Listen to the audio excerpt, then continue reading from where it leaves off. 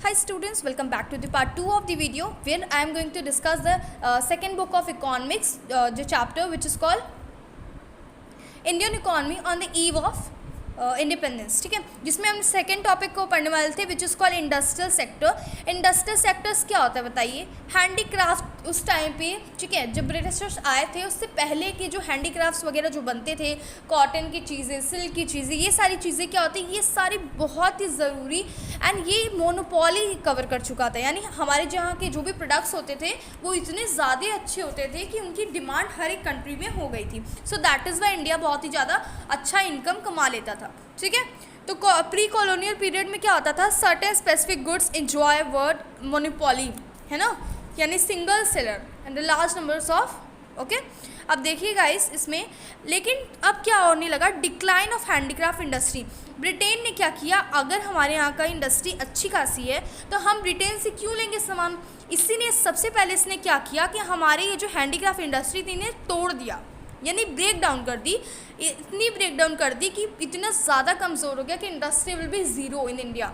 ठीक है, जब ब्रिटिशर्स आए थे तो two fold policy of British rules were enforce, convert India into supplier of raw material and development India as a market for britishers. ये तो ब्रिटेन का और डिस्क्रिमिनेटिंग ट्रेड पॉलिसी थी ब्रिटेन की कि अगर हम चाहें तो किसी और से अगर हम अपने लेबर्स वगैरह भी मंगवाना चाहें तो इतनी ज़्यादा हैवी एक्सपोर्ट लगा, इनको हैवी ड्यूटी पे करनी पड़ती थी कि जो बाहर वाला हमसे एक्सपोर्ट इम्पोर्ट का कर भी रहा है ना, वो भी कह देगा कि नहीं भाई अब हमसे नहीं हो पाएगा, इतना ज़्यादा पैसा कौन देगा। ठीक है, ये देखो प्रोडक्ट भी टू टाइप्स के होते थे, एक एक्सपोर्ट करने के लिए होते थे, दूसरा डोमेस्टिक सोल्ड करते जो अपने इंडिया में होती थी। ठीक है, सो इंडिया का मैन्युफैक्चर, अब ये पूरा कंसेप्ट मैप है। इंडिया का मैन्युफैक्चर ने हायर करने की सोची लेबर को आउटसाइड से।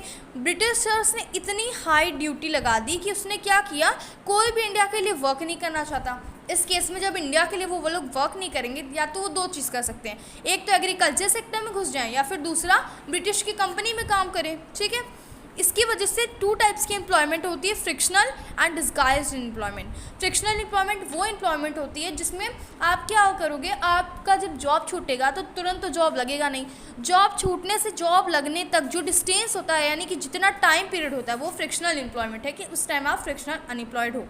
डिस्गाइज्ड यानी कि लगता है कि आप भाई हाँ एम्प्लॉयड हो, लेकिन एक्चुअल में आप एम्प्लॉयड नहीं होते हो। ठीक है, ठीक है। Lack of capital goods industry. Capital goods industry जैसे वो इंडस्ट्री जो कि मशीन टूल्स वगैरह बनाती थी, तो इंडिया में तो ऐसा नहीं होता था ना, जीडीपी एकदम ज़ीरो होती गई। पैटर्न ऑफ डिमांड जो है चेंज होता गया, इंडिया का डिक्रीज होता गया, demand of the Britishers increase. कैसे? जो हमारा जो सामान था वो हम लोग हाथ से बनाते थे, और हाथ से बनाने में क्या होता था, मेहनत लगता था, टाइम लगता था, खर्चे होते थे, तो प्रोडक्ट्स कितने होंगे, महंगे होंगे।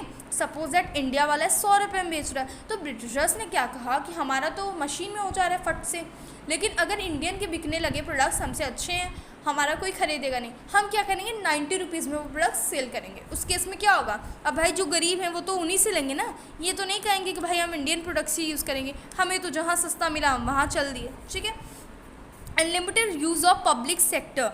पब्लिक सेक्टर क्या होता है, major involvement in industry sector. Britishers ने पब्लिक सेक्टर में बिल्कुल भी इन्वेस्टमेंट नहीं की, सारी इन्वेस्टमेंट कहाँ की, उसने कहाँ की बताओ, इंडस्ट्रियल सेक्टर में, जहाँ वो पैसा कमा सके। ठीक है, let's move to the third topic which is called the foreign trade. Foreign trade, sorry guys, foreign trade क्या होता है आपको तो पूरी तरीके से पता है फॉरेन ट्रेड क्या होता है, इसके बारे में मैं टाइम वेस्ट नहीं करूँगी यहाँ पे बताने में, आप सीधा यहाँ पे आओ।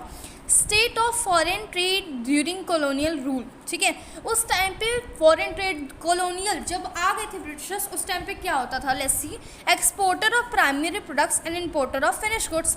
India is the exporter of the primary products. Importer किस लिए था, ब्रिटिश इंपोर्टर्स था ऑफ फिनिश गुड्स। ठीक है, मोनोपोलिक कंट्रोल ऑफ ब्रिटिश रूल पूरी तरीके से कंट्रोल कर लिया।